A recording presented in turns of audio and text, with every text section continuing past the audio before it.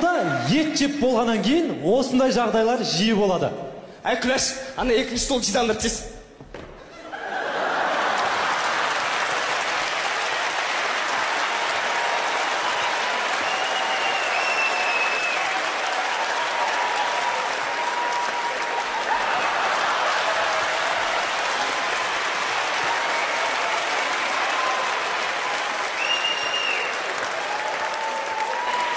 Қант қоймапсыңдар ғой. Қазір қояды, қазір. Жеңге, ана, покойда пішті. Отыр! Покойда. Отыр! Болды ма? Енді болды ма? Сәлима, самаурын қайдар.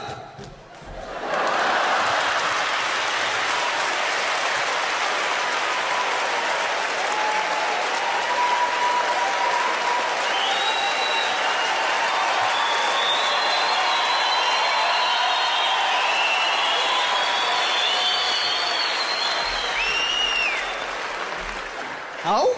Самаурын қайнады. Қазір. Болды, сорпа әкеле беріңдер. Салонға да келгенмін жаяу